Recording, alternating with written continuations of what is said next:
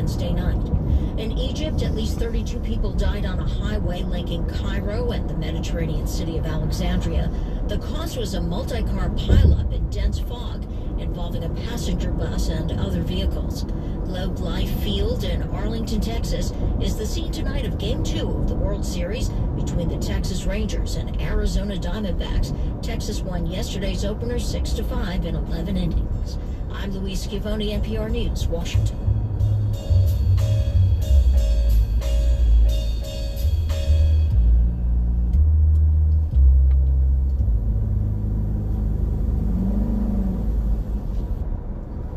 Support for NPR comes from this station and from Luminescence Foundation, dedicated to shedding light on neurological research focused.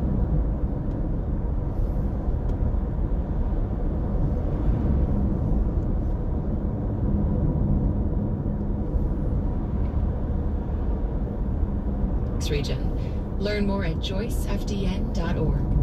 And from the William T. Grant Foundation, supporting research to improve the lives of young people at wtgrantfdn.org.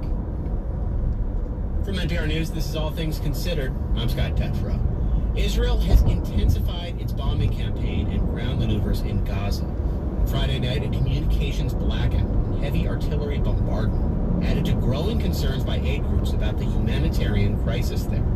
Israel's stated goal of removing the militant group Hamas from power in Gaza raises questions about the future of Palestinian leadership. Mahmoud Abbas is the president of the Palestinian Authority, the governing body that exercises partial control over the West Bank. Abbas is a member of the Fatah Party, a group that has had ongoing conflict with Hamas. And to talk more about all of this, we are joined by Grant Rumley. He's the co-author of The Last Palestinian, The Rise and Reign of Mahmoud Abbas. And he joins us now. Thanks for talking with us, Grant. Thanks for having me. So help us understand the current political relationship between Hamas and Fatah and why it matters here. Well, they are effectively split because of a civil war that they fought in 2007 when Abbas and Yasser Arafat, the leader of the PLO and Fatah in the 90s, decided to enter into negotiations with Israel under the Oslo Accords and establish the Palestinian Authority. There was one major Palestinian entity that was against that, and it was Hamas, which remained pledged to the eradication of the state of Israel. And so that really came to a head in 2006 when they had elections, and then in 2007 when attempts to sort of govern together failed, and they had a brief but bloody civil war in which Hamas expelled Fatah and the Palestinian Authority from the Gaza Strip. So the relationship was pretty severed at that point. So has this recent conflict affected it at all, or was it so bad to begin with that really there hasn't been a change here?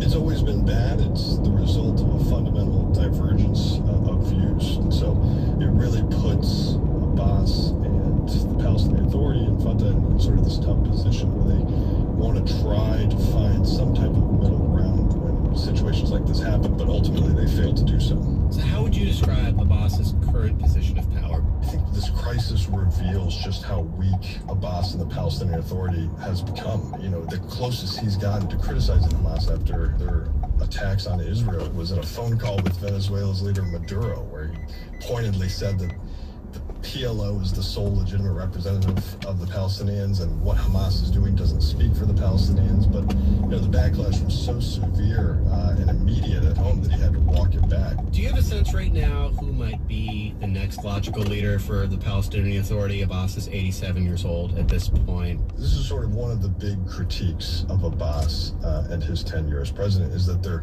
you can't easily identify a next generation of leaders underneath him. And in fact, anytime someone would emerge who may, sort of have some charisma or gravitas or potential, he would very quickly isolate them and sort of push them to the sides, push them to the margins. And so there is no real clear successor here, and that's one of the major issues facing the Palestinians, the Israelis, other countries in the region, the U.S. and the international community. What are your biggest questions at this tense moment where we see the conflict escalating? We see more and more of it playing out, not just in Gaza, but the West Bank as well. What are you going to be looking at over the coming weeks? The thing that I'm probably most worried about and what I'd be watching most closely is, what is the state of the Palestinian security forces and the security coordination with Israel? For all the criticisms you can throw at Abbas, and there are plenty, he has been committed to security and stability in the West Bank and security coordination with Israel. He came to power being the guy within the Palestinian leadership who was against violence and terror. He was campaigning against the Second Intifada and warning the other leaders that this is what would set the movement back. And so if this war is to drag on and if tensions are to rise in the West Bank, that's sort of an issue that could then exacerbate tensions and unfortunately could open up even more tragic events. And so that's probably the issue that I'm most closely concerned about now. That's Grant Rumley, a senior fellow at the Washington Institute for Near East Policy. Thank you so much. Thank you.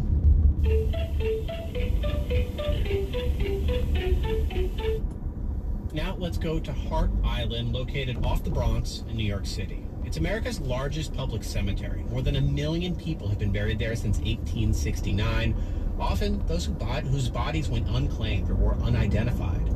Today, we continue a series from radio diaries called The Unmarked Graveyard. Each story untangles the mysteries of people buried on Hart Island, as told by the people they left behind.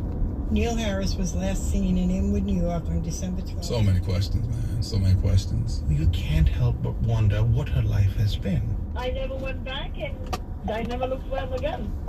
On Hart Island, there are no headstones or plaques, just white posts with numbers on them. And buried in one of those graves is a woman who Ernest Hemingway once